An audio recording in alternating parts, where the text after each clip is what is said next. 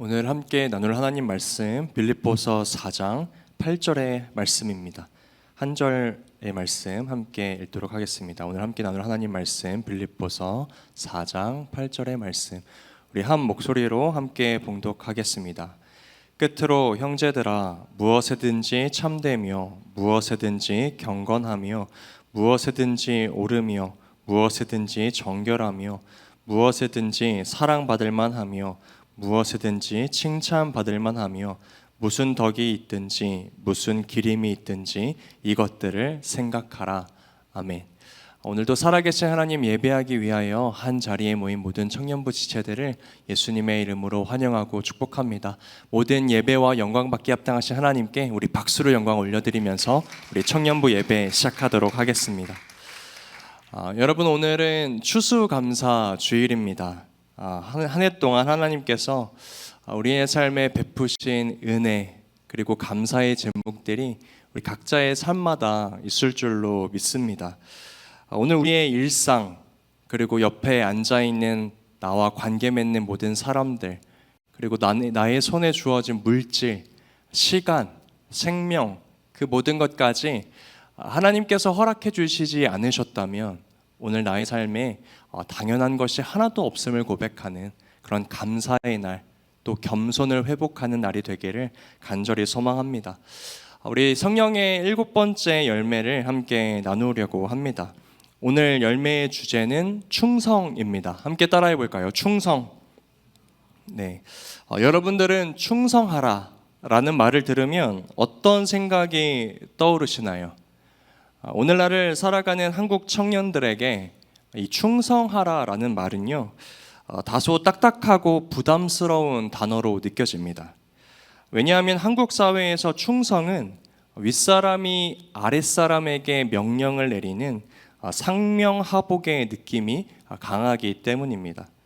아마 군 복무를 마친 남자 청년들은 이 충성이라는 말을 들으면은 군대에서 외쳤던 경례를 떠올리거나 아니면 상관의 지시를 무조건 따라야 하는 분위기 같은 것들을 아마 떠올릴 것 같습니다. 또 누군가에게 이 충성이라는 것은 자기 생각이나 감정은 뒤로 하고 조직의 결정을 무조건적으로 따르는 것을 충성이라고 여기기도 합니다. 이런 여러 가지 상황과 이유 때문에요, 우리가 교회에서도 하나님께 충성해야 합니다 라는 말을 들으면 우리의 마음이 왠지 모르게 무거워지는 경우가 있습니다. 특히나 오늘날 학업과 취업이나 또 인간관계 등의 여러 문제로 바쁜 일상을 살아가는 우리 청년들에게 이 충성이라는 말은요, 더욱 멀고 또 어렵고 부담스럽게 느껴지는 말입니다. 심지어 성경 속에 등장하는 이 충성에 대한 말씀 구절을 살펴보면요, 굉장히 우리에게 무게감 있게 다가오면서 우리의 마음을 더욱 무겁게 누르는 것 같습니다. 오늘 우리가 그 중에 대표적인 두 가지의 말씀을 한번 살펴보려고 하는데, 첫 번째로 고린도전서 4장 2절의 말씀인데요, 우리 함께 한 목소리로 읽어보겠습니다. 그리고 시작. 그리고 구할 것은 충성이니라. 여러분, 이 말씀에서요, 성경은 아주 단호하게 이야기하네요. 너희가 하나님의 일을 맡은 자라면은 반드시 충성해야 한다. 이 말씀 들으면 여러분 어떤 생각이 드세요? 아니, 지금도 내 삶이 벅찬데 여기서 더 무엇을 하라는 말씀이십니까? 그런데 이 말씀뿐만이 아니에요. 이보다 더욱 무게감 있게 다가오는 성경 말씀 구절이 또 있습니다. 우리 요한계시록 2장 1절의 말씀도 함께 읽어볼까요? 내가 죽도록, 시작. 내가 죽도록 충성하라. 그리하면 내가 생명의 면류관을 내게 주리라. 여러분, 이 말씀에서요, 꽂히는 단어가 있지 않으십니까? 어떤 단어인가요? 죽도록. 죽도록이라는 단어가 꽂히는 것 같습니다. 죽도록? 나는 지금도 죽을 것 같은데 하나님 앞에 어떻게 죽도록 충성하라는 말입니까? 하나님은 정말로 지금 내가 느끼고 있는 이 무게감보다 더 많은 것들을 짊어지기를 원하시는 건가? 하나님은 내가 더 무리하기를 원하시는 건가? 라는 생각이 듭니다. 이렇게 살아가지 않으면 이 생명의 면류관도 받지 못한다는 말인가? 여러분, 우리가 하나님의 말씀을 들으면 이 말씀을 은혜로 받고 싶잖아요. 그런데 특별히 이 충성하라라는 말씀을 들으면 들을수록 우리의 마음은 무거워지고 부담스러워지고 위축됩니다. 그리고 이런 마음이 드는 내 자신을 바라보면서 한탄하기도 해요. 내 믿음이 여기까지밖에 안 되는구나. 그런데 여러분, 이러한 모습은요, 우리가 이 충성이라는 단어를 오해하고 있기 때문에 생기는 모습입니다. 그렇다면 성경이 말하는 충성의 모습은 어떤 모습인가? 우리 이미지를 하나 보면서 함께 나눠보기를 원합니다. 여러분, 먼저 이 충성이라는 단어는요, 헬라어로 피스티스라는 단어인데요. 이 단어의 의미를 살펴보니까 신실함, 믿을만함, 변함없음 이라는 의미를 가지고 있어요. 그래서 영어에서도요, 이 충성이라는 단어에 faith 또는 faithfulness라는 단어가 사용되었습니다. 그렇다면 우리가 이 화면에 보이는 이 피스티스라는 헬라어의 해석을 오늘 우리가 방금 읽었던 고린도전서와 요한계시록의 말씀에 적용을 해보면 어떻게 해석이 되는지 한번 살펴보면 좋을 것 같아요. 먼저는 고린도전서의 말씀에서 맡은 자들에게 구할 것은 충성이니라의 말씀을 해석해보면 맡은 자들에게 구할 것은 신실함이라, 맡은 자에게 구할 것은 믿을만함이라, 맡은 자에게 구할 것은 변함없음이라 라고도 해석될 수 있다는 것입니다. 요한계시록의 말씀도 동일하게 해석됩니다. 내가 죽도록 충성하라 라는 말씀을 저 피스티스가 가진 단어로 다시 한번 해석해보면 내가 죽도록 신실해라, 네가 죽도록 믿음직한 사람이 되어라, 변함이 없어라 라고 해석을 할 수 있다는 것이에요. 그러니까 성경이 말하는 이 충성이라는 것은요, 위에서 아래로 명령하는 상명하복의 문화가 아니라는 것이에요. 억지로 복종하는 것도 아니고 이것을 어겼을 때 벌을 받는 것도 아니다. 오히려 이 충성을 가장 잘 설명한 성경 말씀을 뽑으라고 하면은 오늘 우리가 읽었던 빌립보서 4장 8절의 말씀이 이 충성이 가진 의미를 아주 잘 설명한 말씀이라고 볼 수 있을 것 같습니다. 우리 빌립보서 4장 8절의 말씀, 우리 한 번 더 한 목소리로 읽어보겠습니다. 끝으로 시작. 끝으로 형제들아, 무엇이든지 참되며 무엇이든지 경건하며 무엇이든지 옳으며 무엇이든지 정결하며 무엇이든지 사랑받을 만하며 무엇이든지 칭찬받을 만하며 무슨 덕이 있든지 무슨 기림이 있든지 이것들을 생각하라. 아멘. 여러분, 이 말씀을 자세히 살펴보시면요, 이 피스티스에서 가지고 있었던 신실함, 믿을만함, 그리고 변함없음이라는 이 세 가지 주제가 빌립보서 4장 8절의 말씀에 그대로 들어가 있다는 것을 알 수 있습니다. 그러면 여러분, 여기까지 우리가 정리를 하고 질문을 한번 해보면 좋을 것 같아요. 그럼 어떤 사람이 신실한 사람인가요? 여러분들이 생각하시기에는 어떤 사람이 믿을 만한 사람인가요? 그리고 또 어떤 사람을 보고 우리가 변함없다라고 이야기를 하는지, 이것을 알면 우리가 성경이 말하는 충성이 무엇인지, 그리고 충성의 열매를 어떻게 맺어갈 수 있는지를 알아갈 수 있을 것 같습니다. 먼저 신실한 사람은요, 제가 생각하기론 마음의 진실함과 열정이 있는 사람입니다. 여러분, 마음의 진실함과 열정이 있어야 어떤 일을 신실하게 감당할 수 있다는 것이에요. 두 번째로 믿음직스러운 사람은요, 말과 행동이 일치하는 사람입니다. 여러분, 아무리 말을 열심히 잘해도 뭘 합니까? 그 말에 따른 행동이 따라오지 않으면 아유, 저 사람 말만 많은 사람이야, 말만 잘하는 사람이야 라고 이야기하잖아요. 말과 행동이 일치될 때 우리는 믿을 만한 사람이다 라고 이야기한다는 거예요.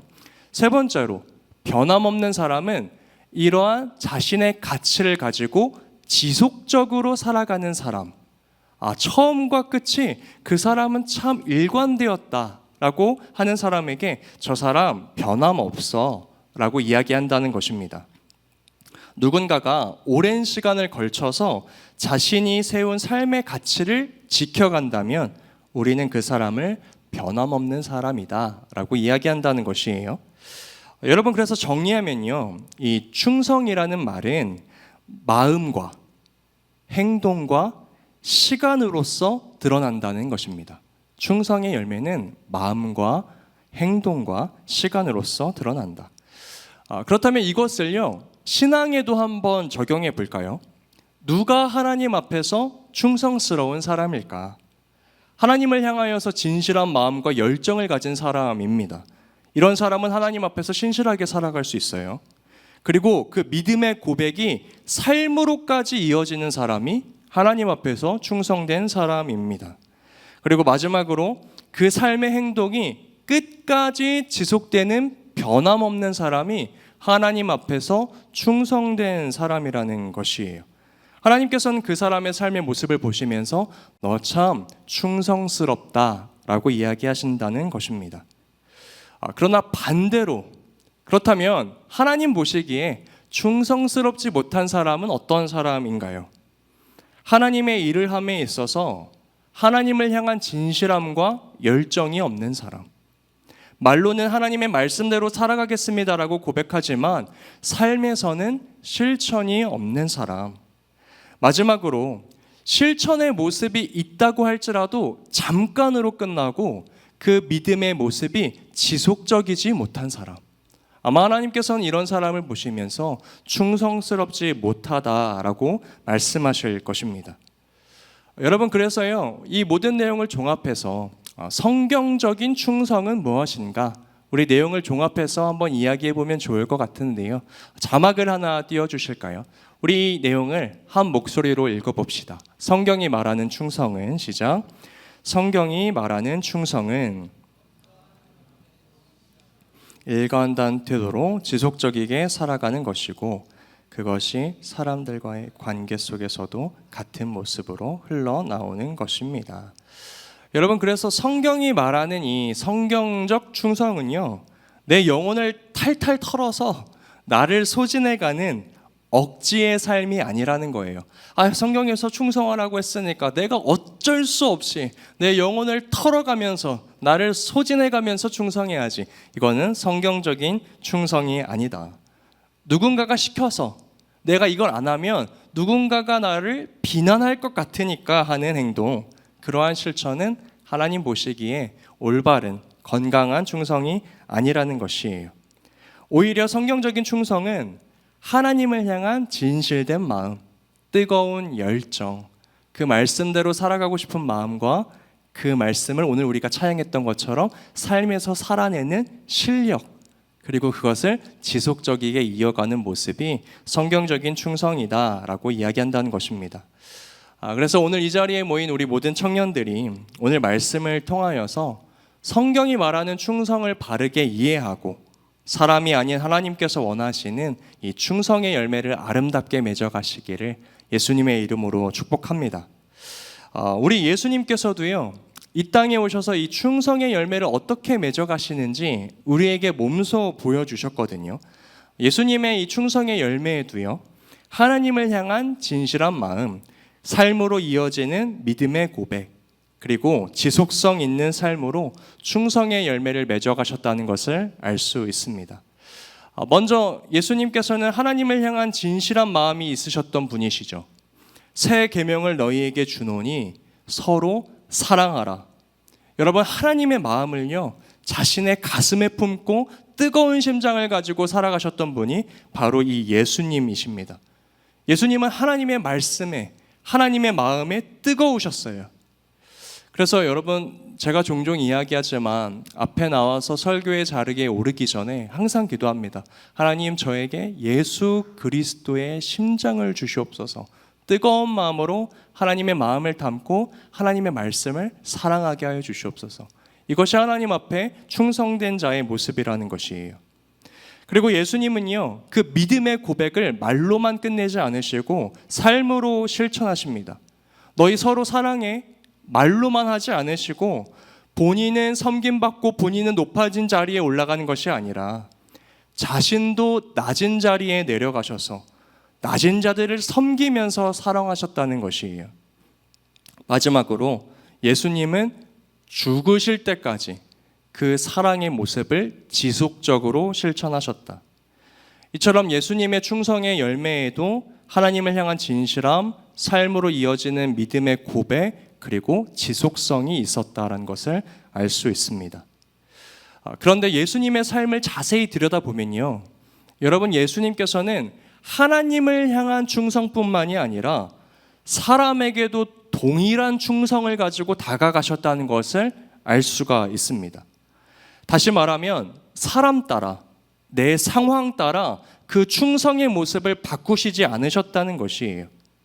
예수님은 너희가 서로 사랑하라 라는 말씀이 만약에 나의 삶 가운데 주어졌으면 그 말씀에 따라 하나님께도 그리고 사람에게도 충성하셨다는 것을 알 수 있습니다.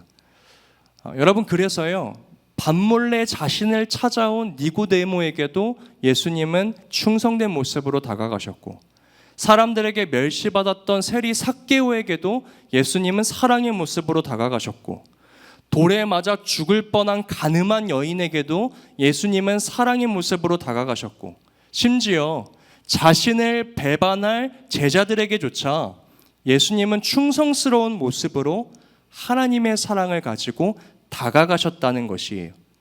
그들에게 충성했다는 것이 아니라 예수님이 하나님의 말씀에 대한 충성스러움이 있었으니까 그것이 하나님을 향하여서도 사람을 향하여서도 동일하게 나타났다. 다시 말하면 충성이란 하나님뿐만이 아니라 나의 이웃에게도 세 가지 등장하죠. 말씀에 대한 진실함과 삶으로 이루어지는 믿음의 고백과 지속성이 이어지는 것이다 라는 것을 알 수 있습니다. 여러분, 우리가 십계명에서도 이 10개의 십계명을 아주 압축하면은 두 가지의 큰 계명이 나온다라고 이야기를 들었죠. 첫 번째는 무엇이죠? 하나님 사랑. 두 번째는 뭐예요? 이웃 사랑. 여러분, 충성도 마찬가지예요. 하나님을 향한 충성, 말씀을 가지고 하나님을 향하여 충성하는 삶과 또 말씀을 가지고 나의 이웃에게 충성하는 삶이 있어야 진정한 충성의 열매를 맺을 수 있다는 것입니다. 우리가 이렇게 충성의 열매를 맺어갈 때, 그렇다면 우리의 삶에는 어떠한 일이 일어날까? 예수님의 삶의 모습을 보면은 이 충성의 열매를 맺어갈 때 어떠한 일이 일어났는지 알 수가 있거든요. 예수님의 충성된 이 모습을 통하여서요, 예수님처럼 하나님 앞에 충성된 사람들이 일어나기 시작합니다. 여러분, 생각해 봅시다. 이 베드로라는 사람은요, 예수님을 3번이나 부인한 사람이에요. 그리고 예수님의 제자 야고보와 요한은요, 자신들이 서로 더 높아지겠다고 예수님 앞에서 싸운 사람들입니다. 그리고 예수님의 제자 도마는요, 부활하신 예수님을 믿지 못해서 내가 그분의 옆구리에 손을 넣어보기 전까지는 나는 그분의 살아계심을 믿지 못하겠다라고 고백했던 사람이 바로 이 도마예요. 그러나 예수님께서는 이들을 향하여 여전히 충성스러운 모습으로 살아가셨습니다. 그렇게 했을 때 이들의 삶 가운데 어떤 일이 일어났나? 여러분, 예수님 때문에 죽을까 봐 도망쳤던 베드로는요, 나중에 복음을 위해 자신의 생명을 바치는 하나님의 사도가 되었습니다. 여러분, 내가 조금 더 높아지려고 했었던 요한은요, 이제는 교회를 섬기고 낮아진 모습으로 섬기는 교회의 일꾼이 되었다는 것이에요. 여러분, 예수님을 의심했던 도마는 부활하신 예수님을 만나고 이제는 인도까지 나아가 복음을 전하는 복음의 일꾼이 되었습니다. 여러분, 그래서요, 이 충성의 열매의 특징은요, 따라해 봅시다. 전염된다. 충성의 열매의 특징은 전염된다는 것이에요. 내가 이 충성의 열매를 맺어갈 때 나 한 사람으로 끝나는 것이 아니라 그 충성의 모습이 다른 사람에게도 영향을 주어서 하나님 앞에 충성된 일꾼들이 세워지기 시작한다는 것입니다. 우리 세안교회에도 이런 충성의 열매를 맺어가시는 분들이 정말 많습니다.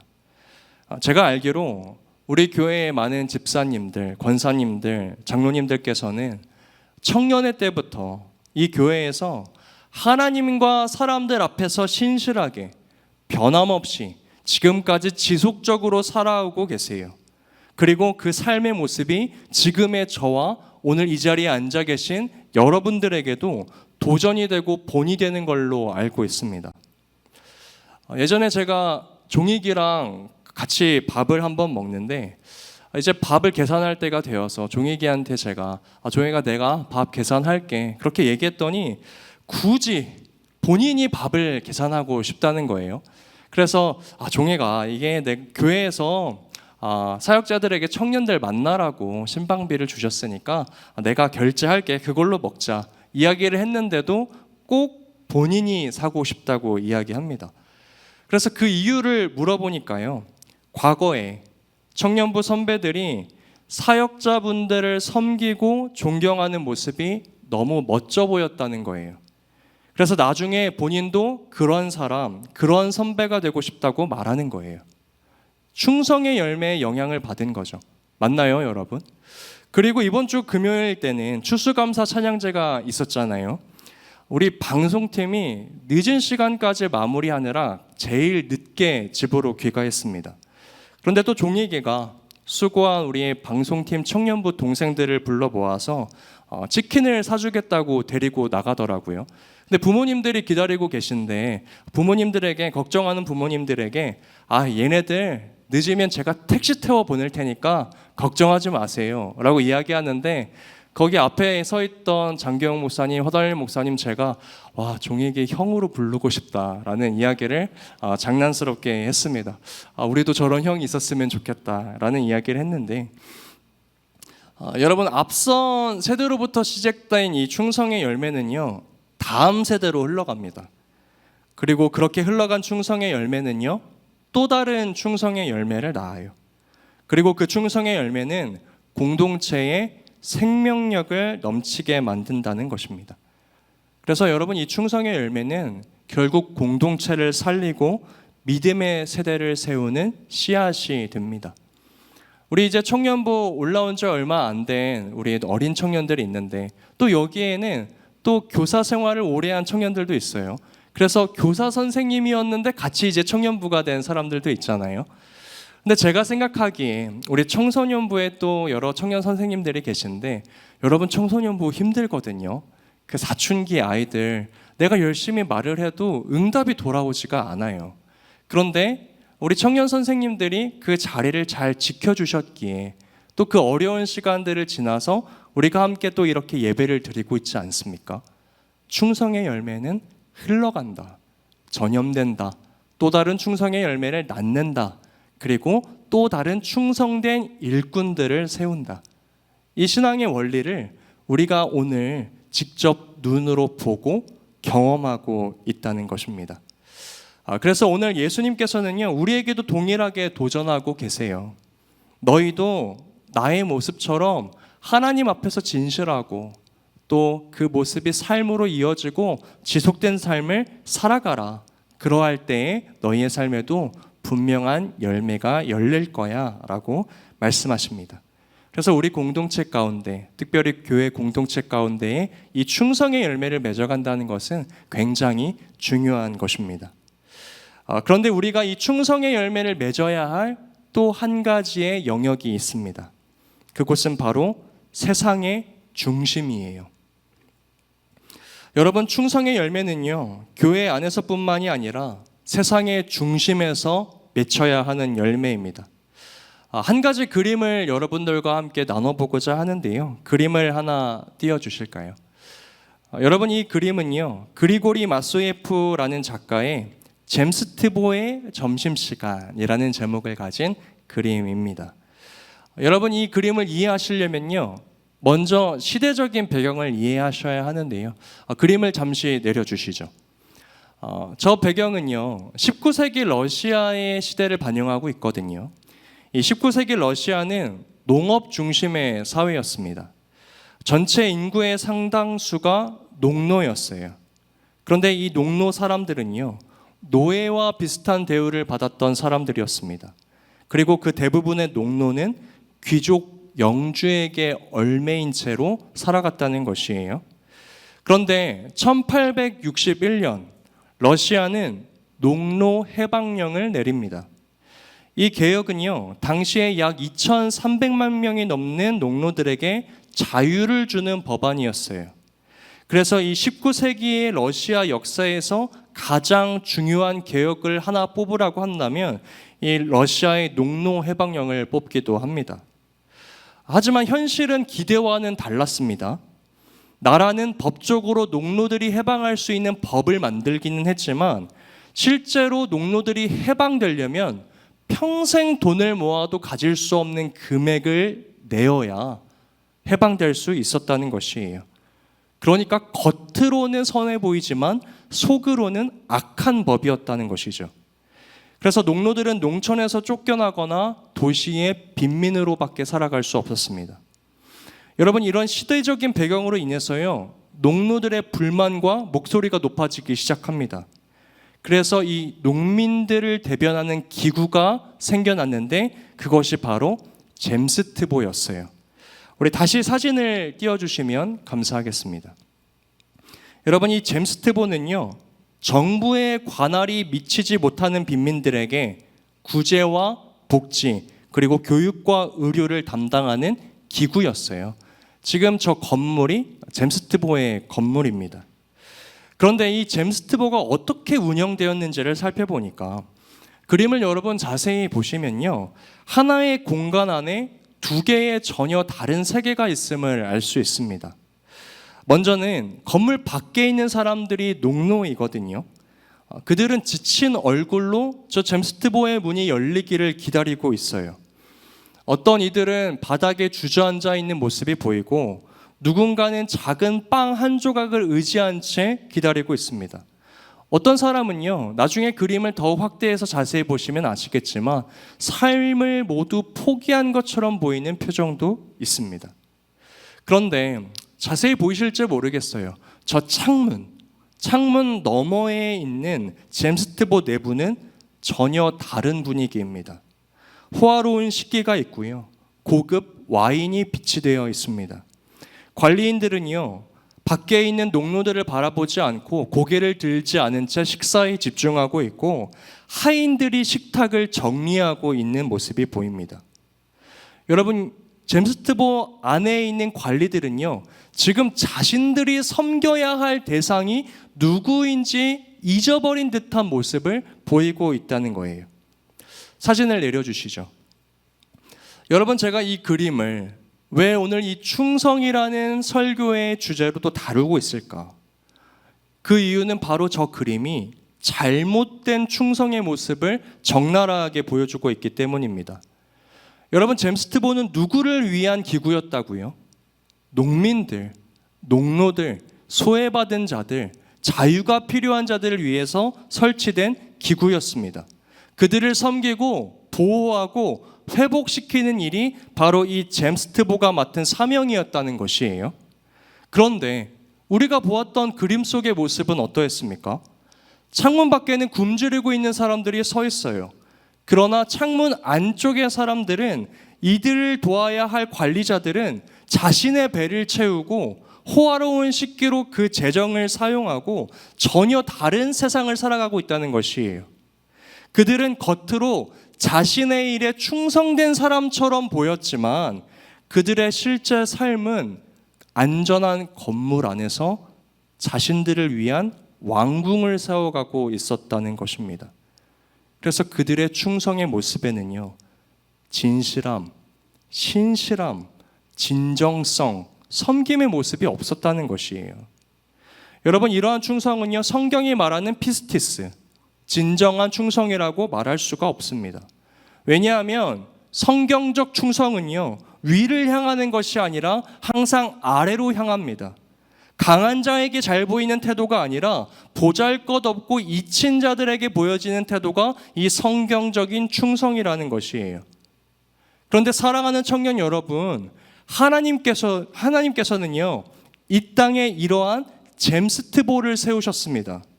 이 땅에 소외되고 굶주린 자들, 지친 마음 가지고 살아가는 자들, 상한 영혼을 살릴 수 있는, 그들을 돕고 일으킬 만한 기구를 세우셨다는 것이에요.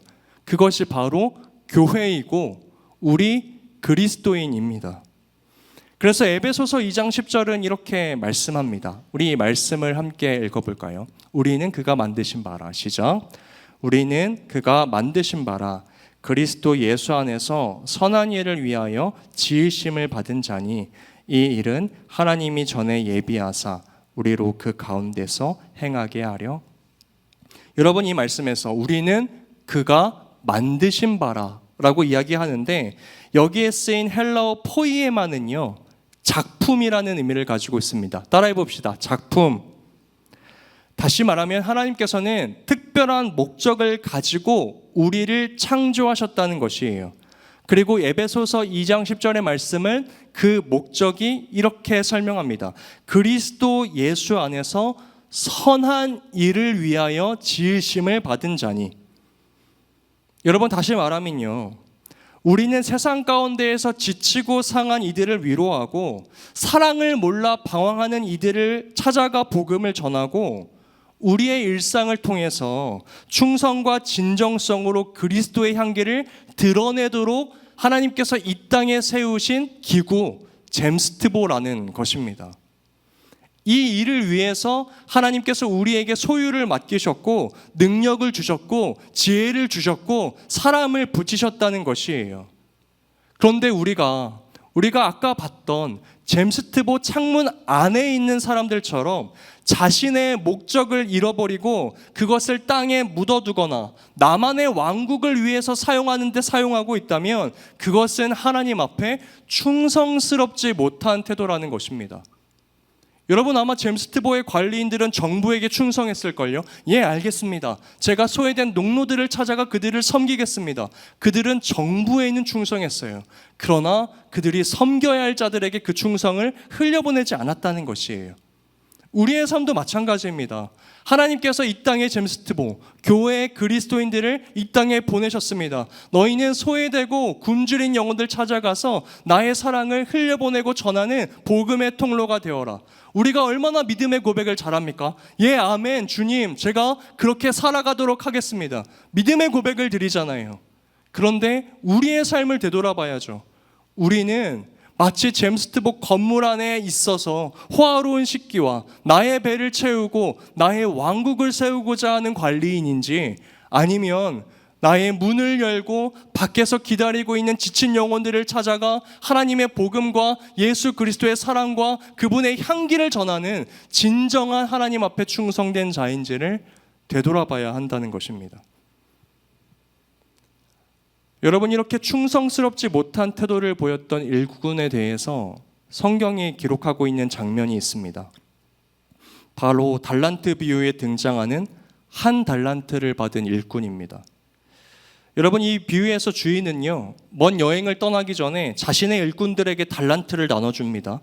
그런데 성경은 이 주인이 일꾼들에게 달란트를 나눠주면서 이렇게 말했다고 해요. 마태복음 25장 15절의 말씀입니다. 함께 읽어봅시다. 각각, 시작. 각각 그 재능대로 한 사람에게는 금 5달란트를, 한 사람에게는 2달란트를, 한 사람에게는 1달란트를 주고 떠났더니 각각 그 재능대로 주인의 소유를 나눠주었다라고 말합니다. 여러분, 어떤 사람들은요, 이 비유를 들으면서요, 예수님 불공평하시네, 하나님 불공평하시네, 나눠주실 거면 똑같이 5달란트 나눠줘야지 소외감 느끼게, 비교감 느끼게 왜 5달란트, 2달란트, 1달란트 나눠서 주십니까? 라고 이야기하는데, 여러분, 이러한 해석은 잘못된 오해입니다. 여러분, 지금 주인은요, 자신의 소유를 일꾼들에게 맡길 만큼 그들을 신뢰하고 있다는 것이에요. 주목해야 할 점은 바로 이 부분입니다. 여러분, 1달란트는요, 오늘날 노동임금 기준으로 6억 정도 되는 금액이라고 합니다. 여러분, 어떤 주인이 여행을 떠나면서 노비, 그때 사이에는 노비 신분이 있었잖아요. 노비 신분에게 자신의 소유 6억을 맡기고 떠난다는 거 말입니까? 차별이 아니에요. 신뢰예요. 그저 그들의 각각의 재능대로 이들에게 이것을 주었을 때 이들이 자신의 능력으로 이것을 잘 지키고 또 남길 것을 신뢰하는 마음으로 그들에게 자신의 소유, 주인의 소유를 나눠주었다는 것입니다. 여러분, 그래서요, 이 5달란트를 받은 일꾼들과 2달란트를 받은 일꾼은요, 주인의 마음을 알았어요. 주인이 나를 이렇게 신뢰해 주는구나. 그래서 주인을 향한 신뢰의 마음으로 열심히 일합니다. 주인이 나에게 이 달란트 가지고 너 남겨야 돼 라고 명령했기 때문이 아니라 주인이 나를 이렇게 신뢰해 줘. 내가 뭐라고. 나도 주인을 위하여 이렇게 살아가야겠다. 주인에게 신뢰를 줘야겠다. 여러분, 그래서 5달란트 받은 자는 5달란트를 남기고요, 2달란트 받은 자는 2달란트를 남겼다라고 성경은 이야기합니다. 그리고 주인은 돌아와 그 2 일꾼에게 착하고 충성된 종아라고 이야기를 해요. 무언가를 남겼기 때문에 착하고 충성된 종이 아니라, 내가 너희를 신뢰한다는 마음을 알았구나, 그래서 너희도 나를 신뢰해 줬구나 라는 것이 착하고 충성되었다는 것이에요. 그런데 1달란트를 받은 일꾼은 주인이 왔을 때 이렇게 이야기합니다. 마태복음 25장 24절의 말씀이에요. 한 목소리로 읽어봅시다. 1달란트를 시작. 1달란트 받았던 자도 와서 이르되 심지 않은 데서 거두고 해치지 않은 데서 모으는 줄을 내가 알았으므로. 여러분, 이 1달란트 받은 종은요, 이 달란트를 땅에 묻어 두었다가 그대로 가져왔습니다. 아무런 행동도 하지 않아요. 그래서 주인에게 이 악하고 게으른 종아라는 비난을 듣습니다. 여러분, 이 종이 책망을 받은 이유는요, 아무것도 남기지 않아서가 아니에요. 문제의 핵심은 자신을 신뢰해 준 주인을 자신이 신뢰하지 않았다는 데에 있습니다. 저는 당신이 무서운 사람이니까 아무것도 하지 않았습니다. 이걸 가지고 괜히 실패하면 저를 혼내실 거라고 여겼기 때문에 저는 아무 일도 하지 않았어요. 여러분, 이 일꾼은 주인을 믿지 않았기 때문에 아무 일도 하지 않았습니다. 신뢰가 없으니까 행동도 없고, 행동이 없으니 충성도 없었던 것이죠. 여러분, 지금 제가 여러분들께 이 비유를 왜 말씀드립니까? 우리는요, 가끔씩 하나님 앞에 이렇게 불평합니다. 하나님, 저 사람은 이만큼 주셨는데 왜 저는 요만큼 주십니까? 여러분, 중요한 것은요, 우리가 하나님께 무엇을 받았냐, 얼만큼 받았느냐가 중요한 것이 아니에요. 중요한 것은 오늘 하나님께서 나에게 무엇인가를 주어지게 하셨다면, 그것이 물질이든지, 그것이 사람이든지, 그것이 환경이든지, 능력이든지, 지혜이든지, 그것은 하나님께서 우리를 신뢰하셨기에 하나님의 소유를 맡기셨다는 것입니다. 하나님의 소유를 우리에게 맡기시면서 말씀하시는 거잖아요. 내가 너를 나의 작품으로 만들었어. 세상 가운데 많은 사람들을 살리게 할 도구로 만들었어. 충성의 열매로서 많은 사람들을 나에게로 이끌 축복의 통로로 만들었어. 그래서 내가 너에게 이것을 주었어. 그러면서 여러분, 이 하나님의 마음이 오늘 본문인 빌립보서 4장 8절의 모습과 연결되는 거예요. 우리 본문 말씀 한 번만 더 읽어봅시다. 끝으로 형제들아, 시작. 끝으로 형제들아, 무엇이든지 참되며 무엇이든지 경건하며 무엇이든지 옳으며 무엇이든지 정결하며 무엇이든지 사랑받을 만하며 무엇이든지 칭찬받을 만하며 무슨 덕이 있든지 무슨 기림이 있든지 이것들을 생각하라. 사랑하는 청년 여러분, 하나님께서는요, 오늘 우리를 이 땅에 잼스트보로 세우시면서 각자의 상황과 능력에 맞는 것들을 우리에게 맡기셨다는 것입니다. 그렇다면 우리는 그것을 가지고 어떠한 충성의 모습으로서 살아가고 있는가? 오늘 말씀을 통하여 우리는 그것을 살펴보아야 해요. 누군가에게는 물질을 주셨고요, 누군가에게는 친절함을 주셨고요, 누군가에게는 시간 또는 재능, 누군가에게는 인내를 주셨을 수도 있습니다. 그것이 무엇이든지 하나님께서 우리에게 무엇인가 주어주셨다면 그것은 하나님께서 우리를 신뢰하고 계신 것이다. 어떤 신뢰예요? 이 일꾼들에게, 이 자녀들에게 이것을 맡겼을 때 나를 향한 충성을 가지고 세상 사람들을 향하여서도 동일한 충성으로 이것들을 사용하겠지.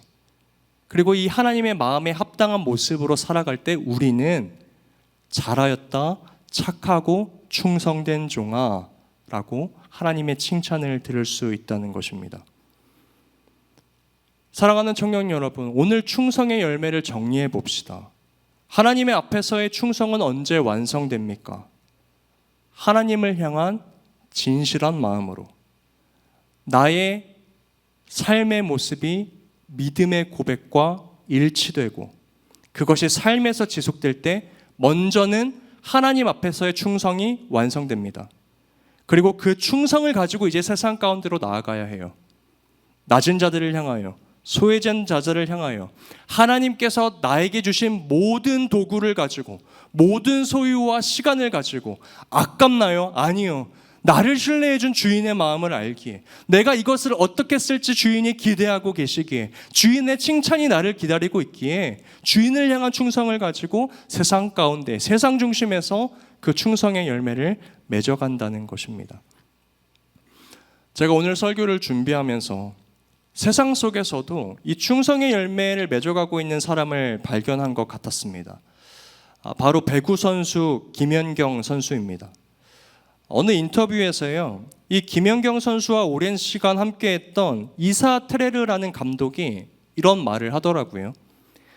김연경 선수는 대통령이 오든지 청소부가 오든지 모두에게 똑같이 친절한 사람입니다.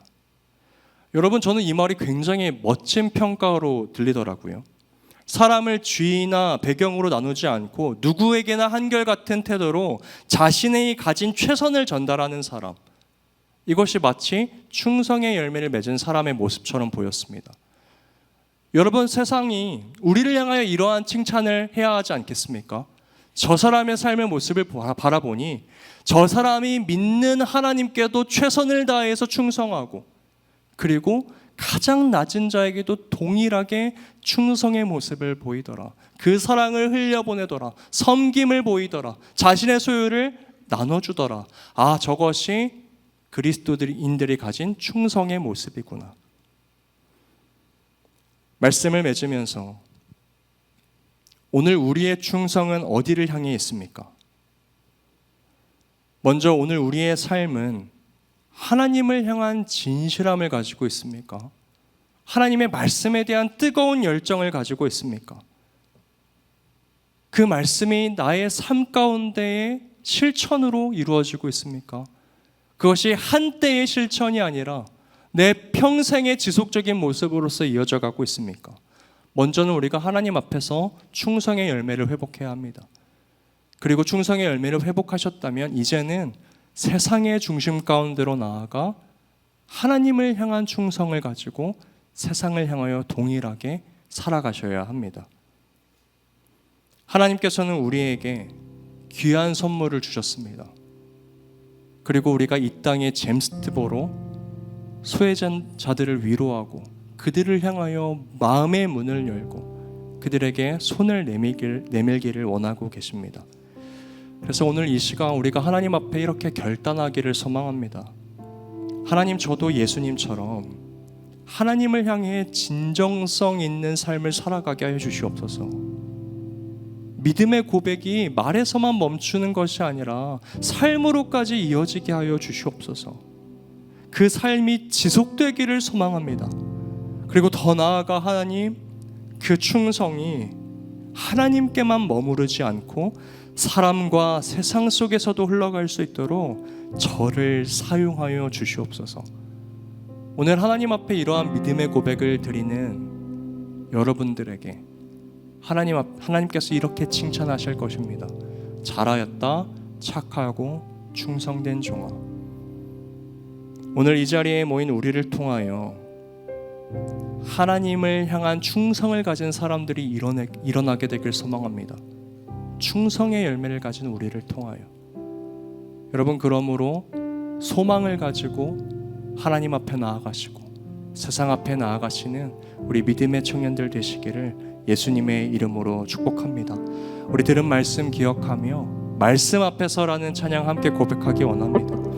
하나님, 내가 하나님의 말씀을 향하여 먼저 진실한 마음을 회복하길 원합니다.